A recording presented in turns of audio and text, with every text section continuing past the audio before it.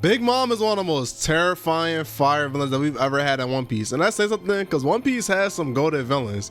But today, we're going to be talking about the rise and fall of Big Mom.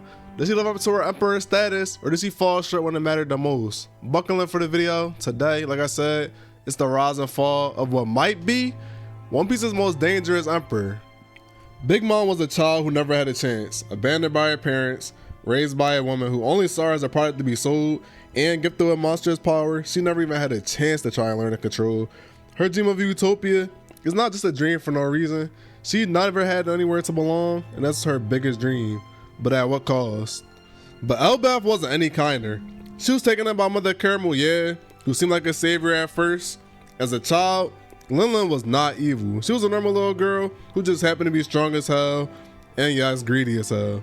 She injured a giant warrior. She killed a bear with one hit. But through everything, Mother Caramel forgave her for everything. She kept forgiving her time after time. She saw something in Linlin, but it turns out what she actually saw was a fat picture from the royal government by Selenium Linlin. Everything changed for her when it was time for the annual fast. Every winter solstice, Elbaf fasts for 12 days, which ends in a huge feast, which Linlin was happy to hear about at first. Before they started, they made the mistake of giving Linlin a treat that happened to be way too addicting. If you know Big Mom, you can see where this is going. She only lasted 7 days before snapping and going on a rampage, which destroyed the entire village of Elbaf and injured countless giants. For some reason, the giants were not too happy about this. One of the leaders got a little upset and tried to kill her, kinda. So naturally, she broke his sword and almost killed him. Before she could really bring out her full wrath on the giants, Mother Caramel took all the kids and set up somewhere else. She had to beg them to leave Linlin alive, but who knows if they even could have beat her. Now, this is where we get some information that even Linlin doesn't have, even to this day. Turns out, Mother Caramel wasn't so noble after all, and she thought she was in the promised Neverland. She was trying to sell all the kids, get one last payday, and retire. But then comes Linlin's 6th birthday, and here's where things get really dark, even for One Piece. In an eating frenzy, Linlin accidentally ate everything. And when I say everything, I mean everything, including other orphans, including the table, including Mother Caramel. But Mother Caramel being a devil fruit user, Linlin absorbed their powers and became the Big Mom that we know today. Stronger than ever, and with a twisted dream of creating her own perfect utopia, cause for some reason people keep abandoning her, right? Unluckily for the rest of the world, Struzen, for some reason, was watching all of this go down, and he basically molded her into being Big Mom. With her newfound dream of creating a perfect utopia for every race, they went out to terrorize the seas. By the time she was 18, she's already a notorious pirate. Now with their new right-hand man and her devastating new devil fruit, she was ready to start popping out kids and terrorizing the seas. But what makes Big Mom truly terrifying is not just her strength, it's also her insane obsession with this dream, and obviously her insane personality to boot. This isn't just someone who wants power, she wants to control this power, and she wants to control everything. Her big contradiction: she's desperate to have a peaceful, perfect country, but she wants to do it through chaos and force. She's the embodiment of chaos. She wants to have a perfect, peaceful utopia. That's kind of what makes her a tragic figure.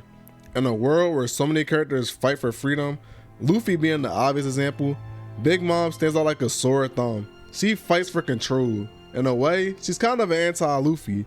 While Luffy's dream is about creating a world of freedom, true freedom, Big Mom wants to dominate this world, and she wants to mold the world in her image and her control. Now this young Big Mom era, we really don't know too much about it yet. We know she was part of the legendary Rocks Pirates. We know she was at God Valley, where the crew ultimately disbanded after getting whooped by Garp and Roger, right? And this God Valley incident is also where she came across the Dragon Zoan fruit, which she handed off to Kaido, which had major implications on the rest of the story. That fruit will later come back to haunt the rest of the world. We'll talk about that a little bit later in the video. Fast forward to the time after the time skip, and Big Mom's territory has exploded, now including Fishman Island. This is where she crosses paths with Luffy for the first time, and what kicks off her arc, Whole Cake Island. You remember how much hell she could cause when she's hungry, right? The years have not made her any kinder. Her arc was basically a horror movie. Big Mom forced Sanji into an arranged marriage, planning to massacre his entire family, steal their tech, and basically leave no survivors. And right when she's about to pull it off, Luffy crashes the wedding and everything goes off the rails. During his breakout though, Luffy destroyed the wedding cake that Big Mom custom ordered for this wedding. And if you've been paying attention up to till now, you know that's a huge problem. Coupled with Brooke destroying her beloved picture mother Karamu, who remember, she still loves. Predictably, she goes into a blind, crazed rage, starts attacking both sides, and wanting to destroy Luffy and the Straw Hats. But in the end, the Straw Hats managed to escape barely, and we get a taste of just how terrifying Big Mom could be. So the Straw Hats fled to Wano, which is ran by Kaido, after this whole entanglement that they had with him. Watch my Kaido video for more.